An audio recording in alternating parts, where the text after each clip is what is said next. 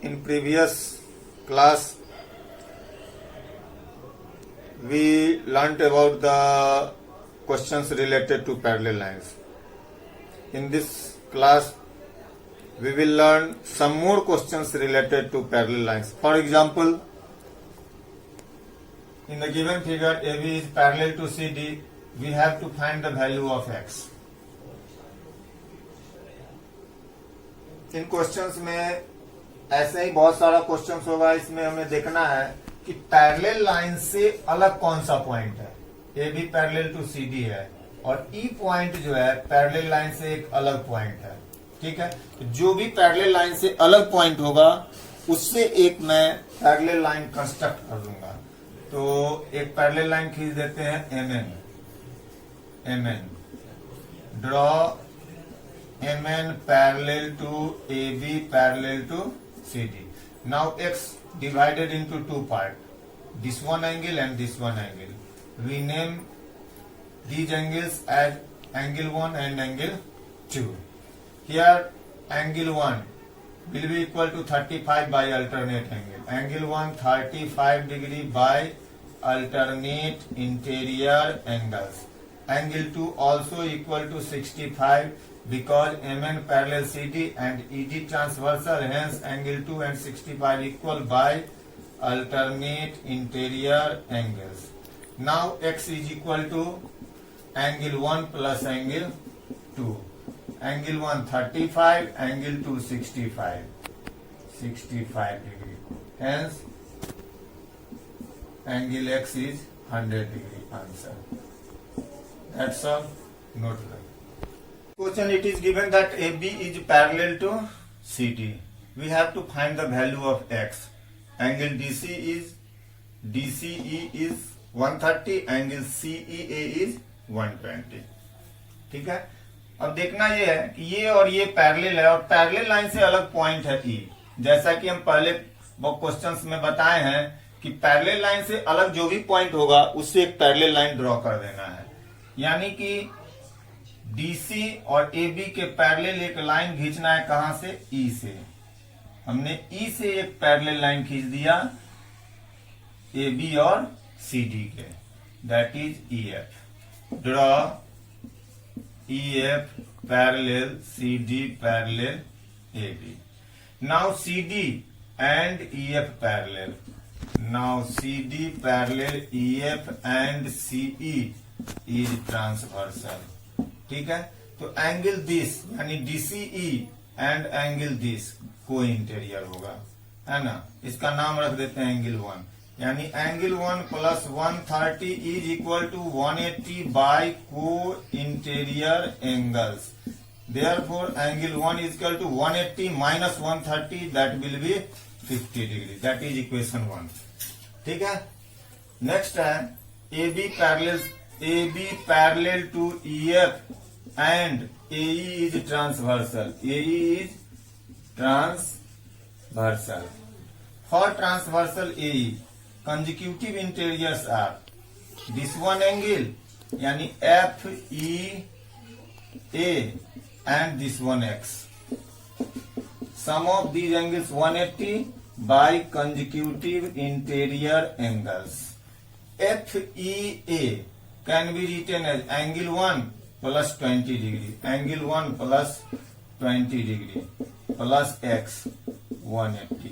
Value of 1 is 50 degree. यानी 50 degree plus 20 degree plus x 180 degree. Hence x is equal to 180 degree minus 50 20 70 degree. यानी x is equal to 110 degree. That is your answer. Okay. Pause the video and note it. In this figure, it is given that AB is parallel to PQ. AB is parallel to PQ. We have to find the value of x and y. ठीक है, अब देखिए कि AB और CD parallel, AB और PQ जो parallel line है उस पैरेलल लाइन से अलग पॉइंट डायग्राम में कौन है? G. तो जैसा कि प्रीवियस क्वेश्चंस में भी हम लोग पढ़े हैं, यानी अलग वाले पॉइंट से हम पैरेलल लाइन खींचेंगे. यानी जी से एक लाइन खींचेंगे parallel to A B and P Q. तो कंस्ट्रक्शन कर दिए, draw M N M G N parallel to, चूंकि जी से खींचे हैं इसीलिए एम जी एन लिख दिए, M G N parallel to A B parallel to P Q. अब देखिए ए बी और एम एन पैरेलल हो गया, ट्रांसवर्सल हो गया ई जी, है ना। Since A B parallel M N and E G is transversal, therefore angle BEG, angle BEG equal to angle EGM equal to 20 degree by alternate interior angles, है ना। BEG this one, EGM this one, ये दोनों बराबर हो जाएगा और alternate से, हाँ, इसीलिए EGM का भी वैल्यू क्या हो गया, EGM का वैल्यू हो गया 20 डिग्री। दैट्स क्लियर, ठीक है। अब एक चीज ध्यान देना है कि ये एंगल, ये और ये क्या है, अल्टरनेट एंगल है। पहले हम y का ही वैल्यू निकाल लेते तो ज्यादा बेहतर रहता। एंगल यहां देखिए A B parallel to P Q, C D is transversal, that's why CEB, angle CEB equal to angle CFQ equal to 75। चूंकि CEB 75 है इसीलिए कॉरेस्पॉन्डिंग से ये भी 75 हो जाएगा, ठीक है। रिजल्ट क्या आया आपका, CFQ 75 आया, है ना, CFQ 75 आया। अब CFQ में दो एंगल है, CFQ में दो, एक 25 डिग्री और एक y डिग्री, यानी कि 25 degree plus y is 75, that implies y is equal to 75 minus 25 यानी 50 डिग्री। तो y तो आपका यहाँ निकल गया। उसके बाद ये वर्क हो गया आपका। अब EGM 20 आया है, EGM 20। अब ये एंगल हम निकाल लेते हैं,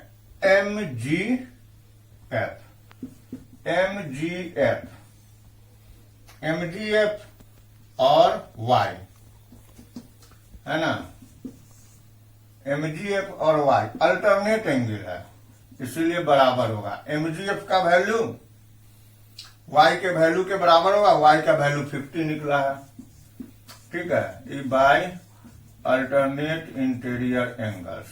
MGF जो है और एंगल y, है ना, ये किस केस में है, MN parallel PQ, MN parallel PQ, GF is transversal, GF is transversal, यानी ये लाइन और ये लाइन पैरेलल लिए और ये ट्रांसवर्सल लिए, ठीक है। ये ट्रांसवर्सल लिए तो ये अल्टरनेट से बराबर हो जाएगा, यानी MGF आपका क्या आया, 50 डिग्री। अब देखिए x एंगल को, x क्या है, कॉम्बिनेशन है EGM और MGF का, ठीक है। तो EGM आपका 20 निकला और MGF आपका 50 निकला। x कितना हो गया, 70 डिग्री, x 70 y 50, 10 x हो गया 70 डिग्री, y हो गया 50 डिग्री, आंसर। ओके,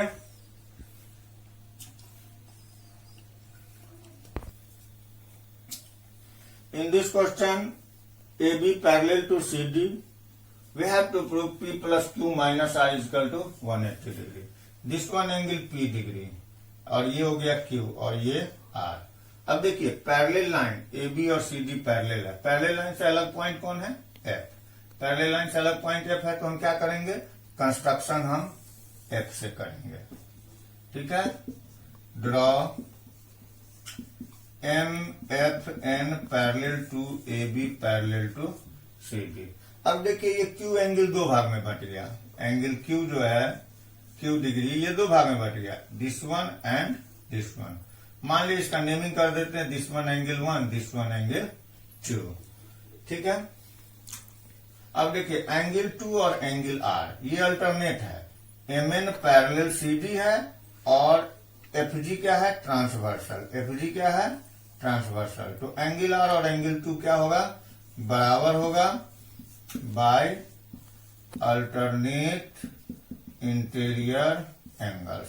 अब देखिए AB पैरेलल टू MN है, ठीक है, AB पैरेलल टू MN है और ट्रांसवर्सल कौन है, EF, ठीक है। तो इसमें क्या होगा, P और 1 कंजिक्यूटिव इंटीरियर होगा, है ना। तो P प्लस एंगल 1 180 बाय को इंटीरियर एंगल्स। अब देखिए 1 को आप क्या लिख सकते हैं, एंगल Q माइनस 2, क्या लिख सकते हैं, 1 के जगह पे Q minus angle 2 180, since angle 1 is equal to Q minus angle 2, ठीक है। और 2 के जगह पे क्या लिख सकते हैं, R, चूंकि 2 और R बराबर है तो P प्लस Q, और 2 के जगह पे आप R लिख दीजिए, minus R is equal to 180 degree, है ना। From 1 angle R and angle 2 are equal. यही आपको प्रूव करना था, P plus Q minus R is equal to 180 degree, proved. In this question, AB is parallel to CD. EP bisects angle, EP bisector of angle AEF. FQ bisects angle EFD. We have to prove EP parallel to PQ.